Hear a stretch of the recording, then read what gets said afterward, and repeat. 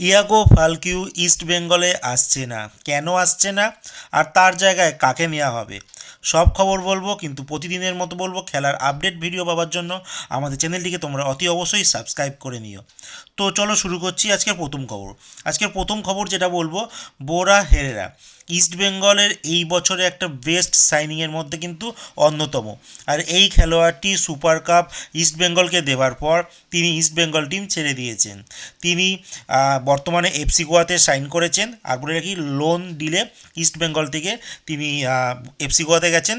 আর আজকে এফসি গোয়া আর ইস্ট বেঙ্গল দুইজনই কিন্তু অফিসিয়ালি জানিয়ে দিয়েছে যে বোরা ইস্ট বেঙ্গলের নয়, আর এখন বর্তমানে তিনি এফসি গোয়ার খেলোয়াড়। তো এফসি গোয়া হয়ে আমরা আইএসএলের যে বাকি ম্যাচগুলোতে তাকে দেখতে পারবো।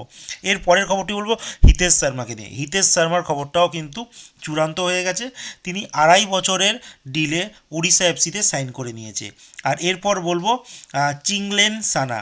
তাকে ইস্টবেঙ্গল টিম প্রবলভাবে চেয়েছিল, কিন্তু শেষমেশ পায়নি, কারণ তিনি চাইছিলেন একটা লং টাইম একটা হচ্ছে ডিল, বাট ইস্টবেঙ্গল তাতে রাজি নয়। তো ফাইনালি ব্যাঙ্গালোর এফসি অফিসিয়াল হয়ে গেছে, ব্যাঙ্গালোর এফসি 5.5 বছরে কন্ট্যাক্টে চিংলেন সানা সিংকে সাইন করিয়ে নিয়েছে। আর সঙ্গে বলবো নিখিল পূজারি আর নিম দর্জি, এই দুটো খেলোয়াড়ও কিন্তু টিম বদলাতে চলেছে। এটা মোটামুটি আজকে 30 তারিখ, 31 তারিখের মধ্যে মানে কালকের মধ্যে কিন্তু এটা কনফার্ম হয়ে যাবে। আর এরপর যে খবরটি আমি তোমাদের বলবো ভারতীয় ন্যাশনাল টিমের কথা। তো ন্যাশনাল টিমের ওয়ার্ল্ড কাপ কোয়ালিফায়ারের যে জুন মাসে একটি ম্যাচ আছে কুয়েতের সঙ্গে, সেটা হোম ম্যাচ। এই ম্যাচটি কোথায় হবে সেই নিয়ে আলোচনা চলছে। আর যতদূর বলে রাখি, উড়িষ্যা আর দিল্লি কিন্তু এই ম্যাচটি আয়োজনের দিক থেকে এগিয়ে রয়েছে। এরপর যে খবরটি বলবো ইয়াগো ফালকিউর কথা।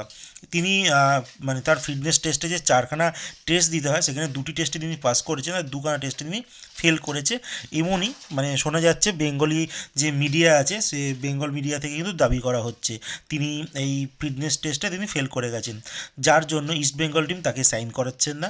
আর বলে রাখি, এর জায়গায় কে আসবে? কেউ আসছে না। এর জায়গায় সিবেরিও তোরোকেই ইস্ট বেঙ্গল টিম রেখে দিচ্ছে। মানে তোমরা সিবেরিও তোরোকে কিন্তু আরও কিছুদিন ইস্ট বেঙ্গলের খেলতে দেখতে পারবে। ঠিক আছে।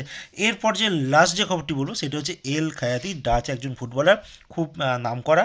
আর এই প্লেয়ারটি জানো বর্তমানে মুম্বাই সিটি এফসিতে খেলছেন, বাট মুম্বাই সিটি এফসির সঙ্গে কিন্তু তিনি কন্ট্যাক্ট মিউচুয়ালি টার্মিনেট করে নিয়েছেন। আর তিনি তার কাছে আইএসএলের অন্যান্য ক্লাবেরও অফার রয়েছে, বাট তিনি আইএসএলে যত সম্ভব শোনা যাচ্ছে থাকবেন না, তিনি ইউরোপের কোনো ক্লাবে সাইন করতে চলেছেন।